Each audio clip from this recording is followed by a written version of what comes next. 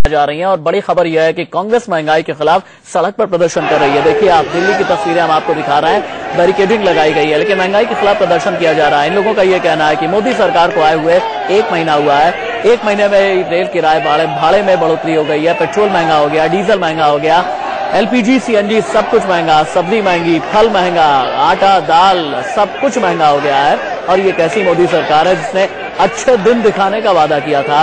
और कांग्रेस का जोरदार हंगामा हुआ है। लोकसभा की कार्रवाई दोबारा स्थगित हो गई है, राज्यसभा की कार्रवाई चल रही है। महंगाई को लेकर के चर्चा राज्यसभा के अंदर चल रही है, लेकिन कांग्रेस प्रदर्शन कर रही है मोदी सरकार के विरोध में।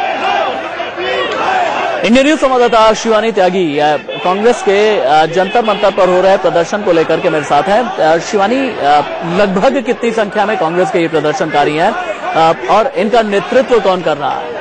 देखिए, यहाँ पे अगर बात की जाए तो दिल्ली प्रदेश कांग्रेस की जो इकाई है उसके अध्यक्ष रविंदर सिंह लवली, हारून यूसुफ जो नेता भी रहे और मंत्री भी रहे हैं जब दिल्ली में सरकार थी उस समय, और काफी बड़े बड़े लीडर जो हैं दिल्ली प्रदेश के वो सब मौजूद हैं यहाँ पे। उनका साफ साफ रविंदर सिंह लवली से जब हमारी बातचीत हुई तो उनका ये कहना है कि अगर मोदी सरकार की आंखें या चुप्पी नहीं टूटती है तब तक वो इसी तरीके का आंदोलन करते रहेंगे। उन्हें घिराव करना था पर यहाँ पे पुलिस ने उन्हें रोक लिया गया, बैरिकेडिंग की गई, उन्होंने अपनी गिरफ्तारी भी दी है, माना यही जा रहा है। और धीरे धीरे अब लोग छटने लगे हैं, लोगों को हटाने की कोशिश की जा रही है पुलिस द्वारा, क्योंकि संसद चल रहा है, सत्र चलने शुरू हो चुका है, तो उसमें सिक्योरिटी रीजन के लिए कोई भी चूक नहीं चाहती। तो यहाँ पे जो सुरक्षा बल है उनकी भी खासी तादाद में तैनाती की गई है। आप रहिए शिवानी त्यागी, आप रहिए मेरे साथ में। संसद के बाहर किस तरह से हंगामा चल रहा है, इंडिया न्यूज आपको दिखा रहा है। जंतर मंतर पर यह प्रदर्शन हो रहा है, कांग्रेस के तमाम प्रदर्शनकारी हैं, अरविंदर सिंह लवली के नेतृत्व में यानी राज्य इकाई का यह प्रदर्शन है। लोगों का यह कहना है कि मोदी सरकार आने के बाद हमारी जेब पर डाका पड़ गया, देश की जनता ने नरेंद्र मोदी को पूर्ण बहुमत के साथ केंद्र की सत्ता सौंपी थी, लेकिन इस दिन के लिए नहीं सौंपी थी। देखिए आप, पुलिस की बैरिकेडिंग लगी है, उसके बावजूद भी इस बैरिकेडिंग को तोड़ करके आगे बढ़ने की कोशिश की जा रही है और लगातार पुलिस फोर्स बढ़ाया जा रहा है। चूंकि यहाँ पर भीड़ बढ़ती जा रही है, महंगाई के विरोध में कांग्रेस कार्यकर्ताओं का ये प्रदर्शन है। लोगों का ये कहना है कि आखिरकार सामने आकर के जवाब क्यों नहीं दिया जाता।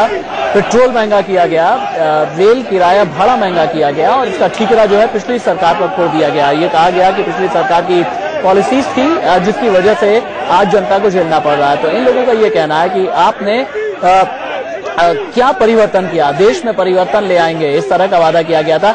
राज्यसभा में एक बार फिर से सुनते हैं, बीजेपी नेता मुख्तार अब्बास नकवी कुछ बोल रहा है। की सरकार, बीजेपी और एनडीए की सरकार ने जो पौधा लगाया है, जो पौध लगाई है, उसकी लहलहाती फसल आपको दिखाई पड़ेगी। और जब दिखेगी तो आपको इसी सदन में जब आप महंगाई पे चर्चा कर रहे हैं तो इस देश के बेहतर हालात पर भी आप चर्चा करिएगा।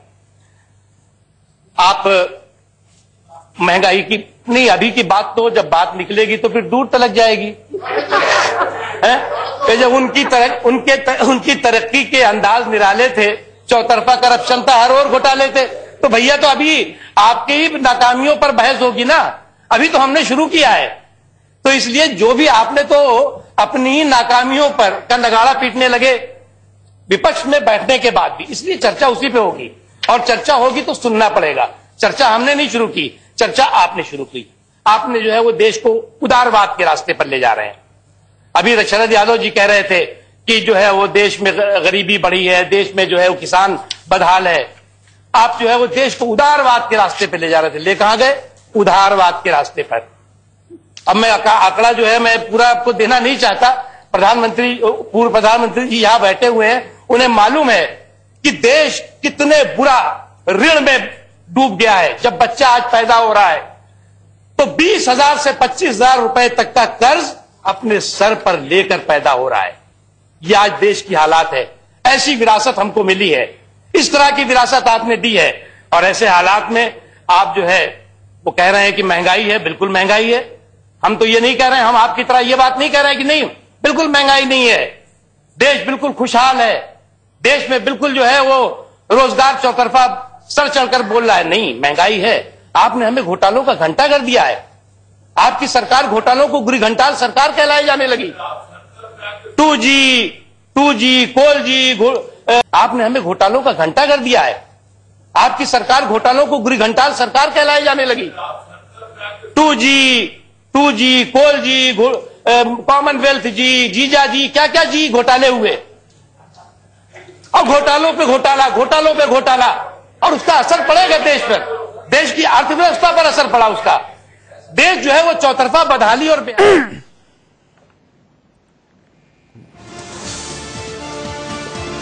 इस वक्त की बड़ी खबर यह है, सूत्रों के हवाले से आ रही है, नेता विपक्ष का पद कांग्रेस को मिलना चाहिए, ये सोनिया गांधी का कहना है। सूत्रों के हवाले से खबर यह आ रही है कि कांग्रेस अध्यक्षा सोनिया गांधी ने बयान दिया है।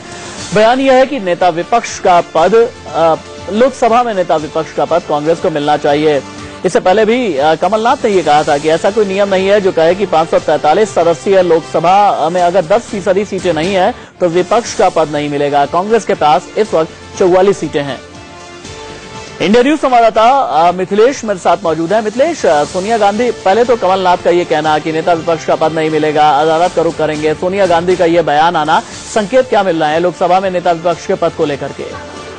काफी जाहिर है कांग्रेस इस मामले में पीछे हटेगी नहीं, लेकिन आश्चर्य की बात है कांग्रेस अध्यक्ष ने हालांकि सवाल के जवाब में कहा, उनसे पूछा गया कि क्या एलओपी मिलना चाहिए, संसद में चलते उन्होंने कहा कि एलओपी कांग्रेस को मिलना चाहिए।